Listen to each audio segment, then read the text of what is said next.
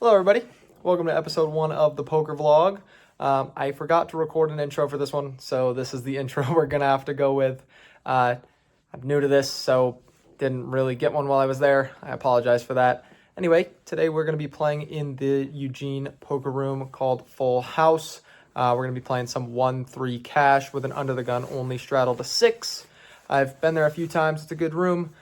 Just as an FYI, there is a $3 drop, so if you see a reduction of the actual pot, that is according to the $3 drop.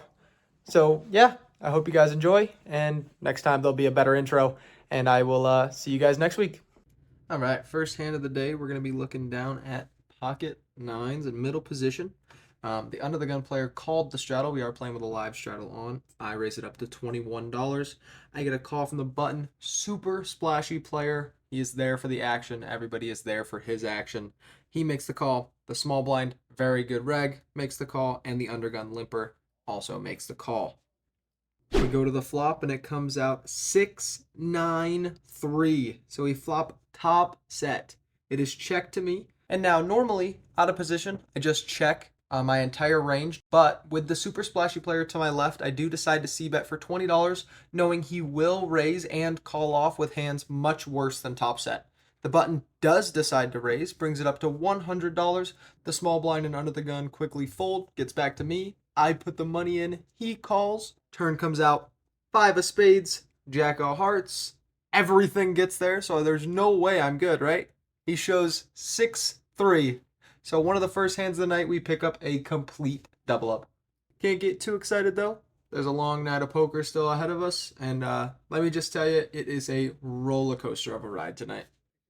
This hand I am going to consider as the moron moment of the episode. In this hand, we do pick up Ace King. Now, for some context, we did go down to 5-handed. There were some people that were must-moved to the main game and some other people who just went and got it from the table.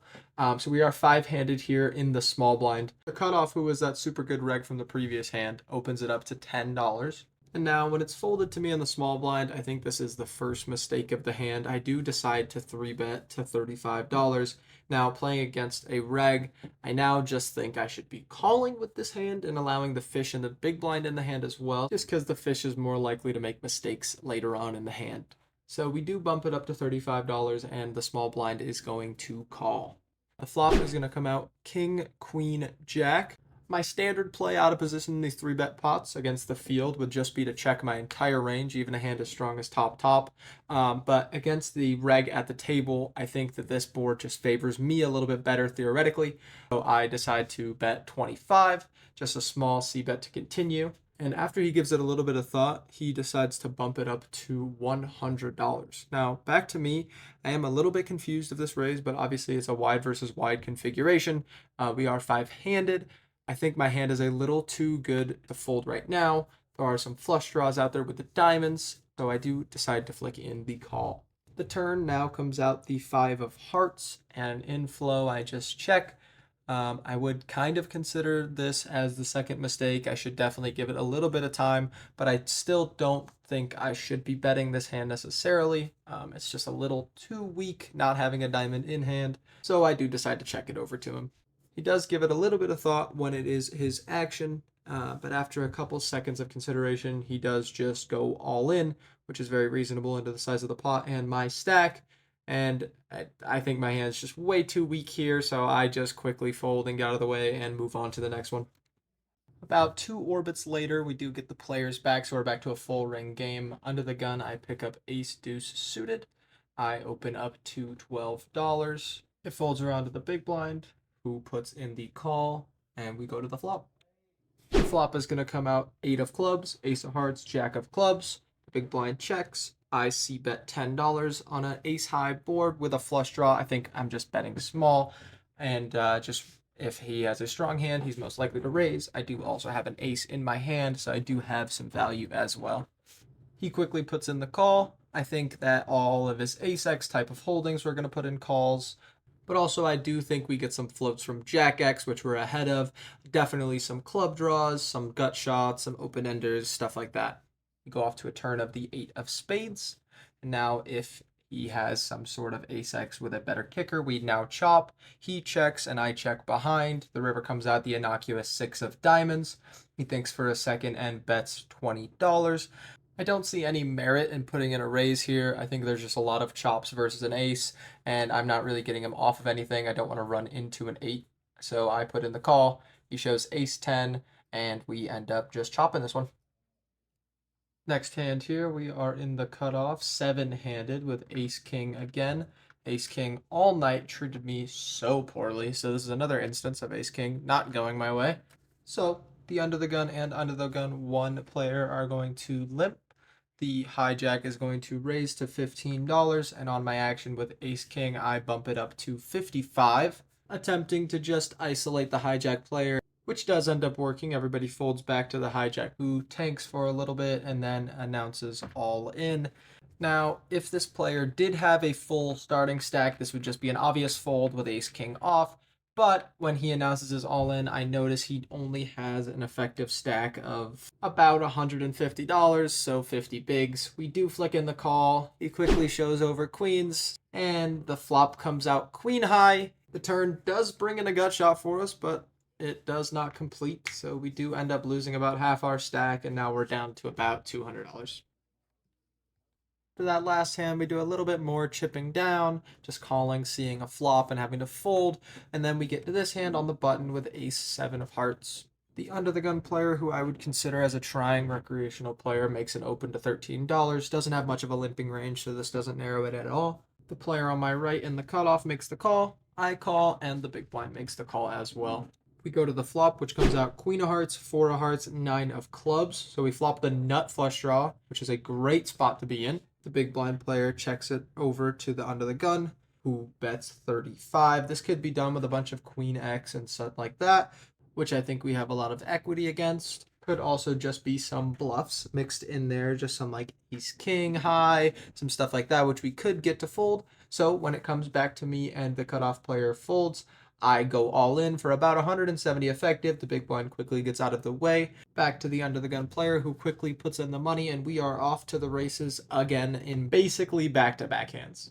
Luckily for us this time, though, we're the one that turns the nuts with the 5 of hearts coming in on the turn. I do a little dance just to show how excited I am.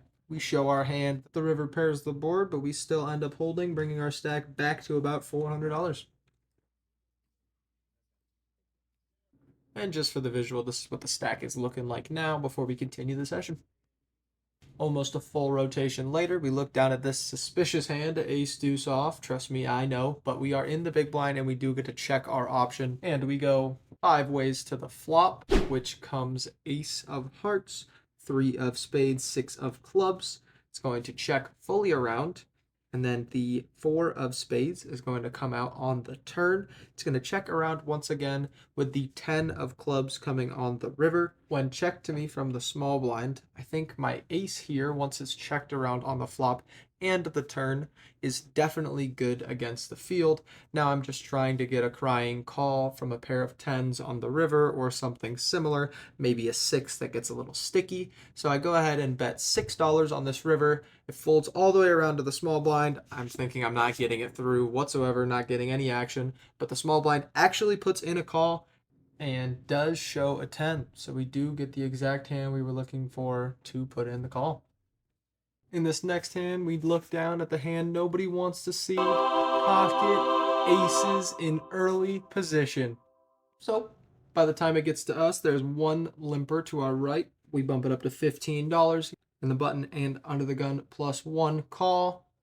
We go off to the flop, which comes queen 8 5. The player to my right checks, and in this position with aces, I think it's a mandatory c-bet. We get so many calls from hands that we're crushing, and I think that we just get a lot of floats even with a small bet from hands like 9s, 10s, stuff like that, but definitely lots of queens are calling here. The under the gun player is then going to call. We go off to the turn, which is going to be the king of clubs. We get another check from the under the gun 1 player. Now, in this spot with aces, I do think that we could still get a lot of value from queen X. The queen X isn't necessarily going to raise all the time. We do get some flush draws as well. So I think the only slight betting mistake I made is that the king did come out, which is over the queen.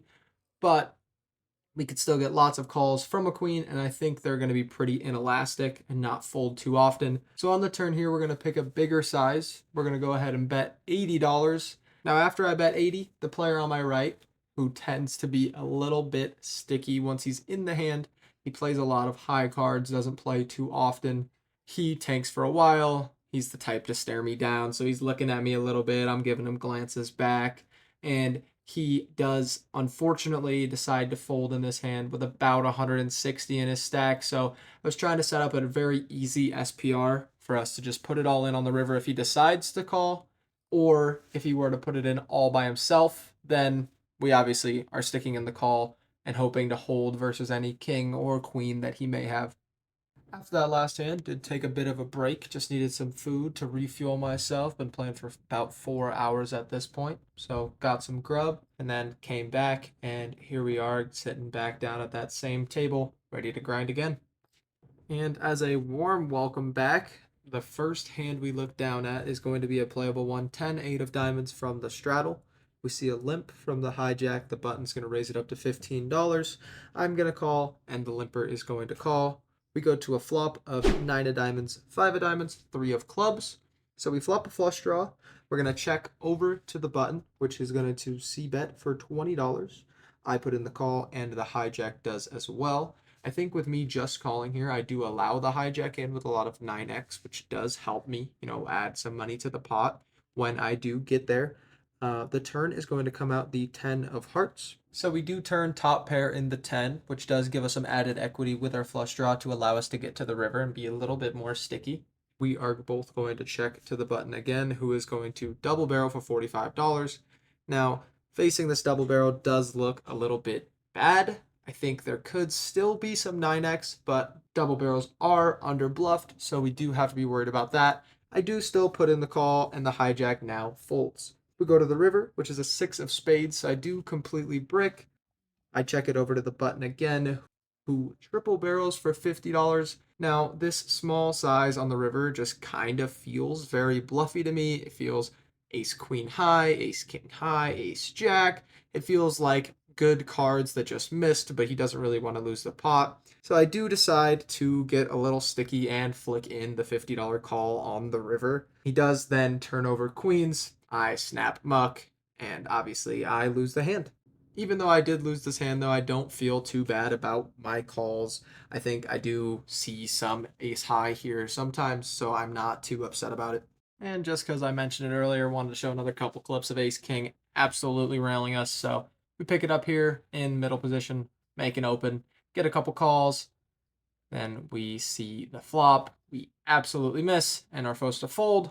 Then again, we move seats, get it again, make it open, get 3 calls this time instead of 2. See the flop. It checks through. We see the turn. The under the gun 1 player is going to make a bet, and we are forced to fold again. So just 2 more instances of ace king doing absolutely nothing. We couldn't even flop a pair. Finally, away from the noise of ace king, we now get a much prettier hand in jack 10 of diamonds in the small blind. There's 1 limper under the gun, and the cutoff raises it up to $13.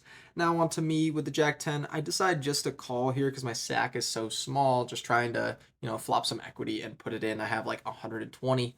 Under the gun is going to make the call as well, and we go off to the flop, and I don't think I could have seen a prettier one. Jack 10 for rainbow.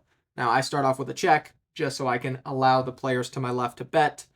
The under the gun player donk bets for $18, which is a little confusing. The cutoff puts in the cold call, and now back to me with $100 in my stack. Like I said, I was trying to flop a monster, so I just put all the money in for 108 effective. Not too big of a raise, so I do expect to most likely get a call.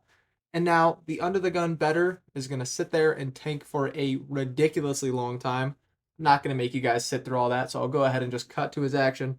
But after tanking for a very long time, even asking if it was only $90 more for him to call, he does end up folding, and the cutoff just quickly gets out of the way as well. So we take down a decent pot. And after this hand, we do add another $100 to our stack, so we bump it back up to about $300, just so we can have a little bit more when we get into these spots, and I'm able to 3-bet these hands pre-flop from the small blind as well. On a bit of a mini heater, 3 hands later, we pick up 10, 7 of hearts in the cutoff. I bump it up to $12. We get a call from the button, and the flop is going to come out ace of hearts, king of hearts, 6 of clubs. Now, the button player we are playing against tends to bet when checked too, but on this board with an ace and a king out there, and my hand having a flush draw, I choose to bet anyway, c-betting for $15, and he pretty quickly puts in the call. The turn here is going to be the 7 of spades. Now, with my additional equity, I decide to slow down and check, allowing him a little bit of rope to try to bet himself, and maybe we can just put it in a call with all of our equity, the flush draw and the pair. So we check it over. He does decide to bet, betting $28. We think for a second, and again, with our equity, we quickly put in the call. And now the river is going to come out the 10 of diamonds. So we actually go runner, runner to 2 pair. Probably the best run out we could run into if we are against an ace of some sort. So great card for us to see. I check it over. He goes for a pretty chunky bet of $60. And I don't really give it much consideration, and I think I should have. Looking at it now, this is definitely a spot I should be putting all my money in. The obvious draw misses, so it looks so bluffy when I put in a raise, and he will just really easily give me the money with any ace-x. But we do snap call and announce 2 pair. He frustratingly sighs and mucks his cards, so we take down another pretty decent pot. After that hand, we did not see another one, but we are now on the must move to the main game. So no more shifting. This table will always be full. We go ahead and grab our stack and move over that way. There's a lot of regs who play for a while over there, but since the feeder table does feed that table, there are fish that rotate in, and sometimes fish run good, which means they'll stay for a while, and hopefully those chips come to us. This disappointing hand. So in this hand here, we're going to jump straight into the action. It is only a pre-flop hand. We look down at pocket 10s in the hijack. There is a live straddle on. The under the gun player is going to limp for $6. The low jack is going to bump it up to 30. And now on to me with 10s. I think I'm very top of range. The player in the low jack is extremely splashy, so I 3-bet to 90. And then it's going to fold back to the under the gun limper, who is going to limp jam all in. And the very splashy player in the low jack, the original raiser, is going to quickly fold. Now on to me, I sit and tank for forever. And mostly the thoughts going through my head are whether or not I'm ever ahead. And I kind of just come to the conclusion with myself that I'm just never crushing, and I'm either only crushed by jacks plus, or I'm flipping and hoping that he turns over ace jack, ace queen, ace king. But I really think that this in particular player, the worst hand I'm going to see is ace king. And if that's the case, that is just not profitable whatsoever. There's even more combos that crush me than don't. So I frustratingly fold, and we just go on to the next one. Couple hands later, after we have to disappointingly lay those down, we're going to look down at Jack 9 of clubs. Now, I make it 18 under the gun plus 1. I get a call from the button in the straddle, and the flop comes out Queen 10 8. We flop the stone nuts. Now, there's a flush draw out there, so we do have to be a little bit careful. The straddler decides to check. Now, even as the pre-flop aggressor, I decide to check to the button as well. When the button is checked to in the past, he has elected to bet, so I want to give him some rope and allow him to hang himself a little bit, so that way I can put in a juicy check raise. As planned, the button does decide to bet. He goes $28. Straddler quickly gets out of the way, so it is back to me. Now I'm sitting with about $200 in my stack, so I am considering jamming. But just because the size of the pot is still so small, I decided to go $75 instead, and I'm just going to let you guys watch how the rest of this hand plays out. Call.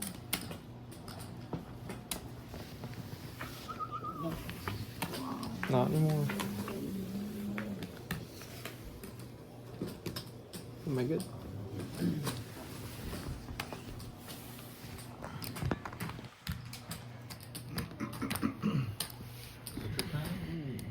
Kodak moment.